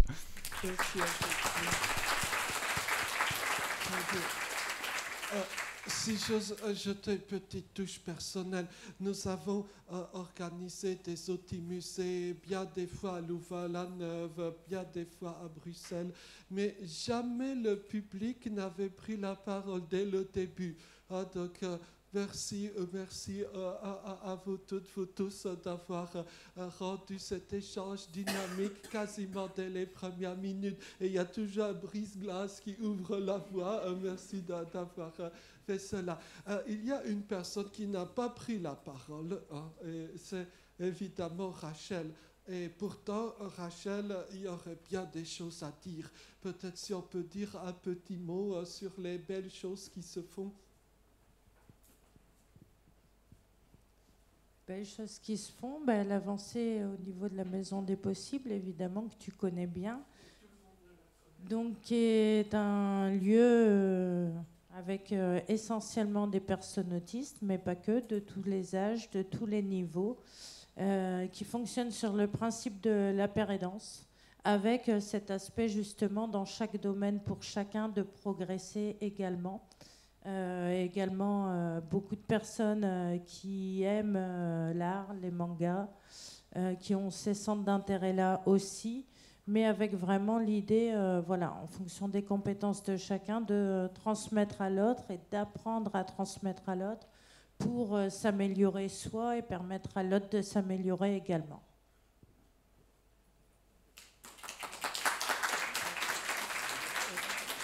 Peut-être, si j'ose relater une petite histoire que j'ai déjà dite plusieurs fois, il y a quelque chose comme 6 ans, Rachel m'avait contacté en me proposant de faire des vidéos d'appel aux dons pour faire un lieu d'activité pour personnes du petit club, on va le dire comme ça. Alors, je l'ai fait, mais dans ma tête, il y avait l'idée, Rachel rêve, ça ne va pas marcher ça. On ne va pas avoir les sous, ça ne va pas fonctionner. Eh bien, je le reconnais, j'avais tort, parce que ça a très bien marché.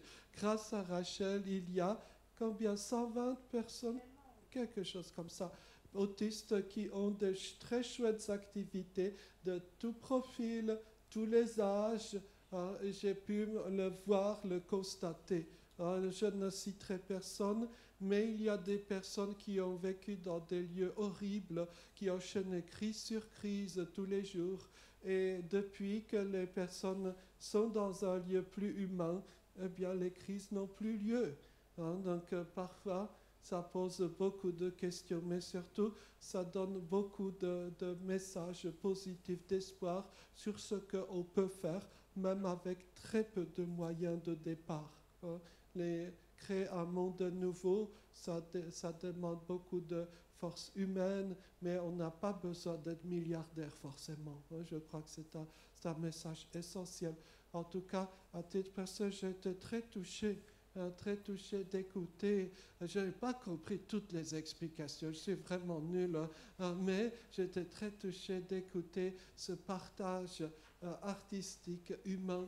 Merci à tout le monde d'être venu. C'est vraiment très gentil d'avoir bravé la tempête de ce jour. Et je pense qu'on peut ajouter un petit détail un peu indiscret.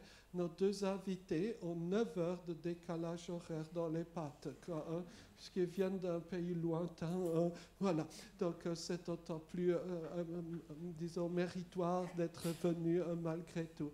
Encore une fois, merci à l'UMONS, merci donc à toutes les personnes qui ont rendu cette rencontre possible, et merci à vous d'être venus à cette première édition de l'Optimusée à Mons. Merci à vous.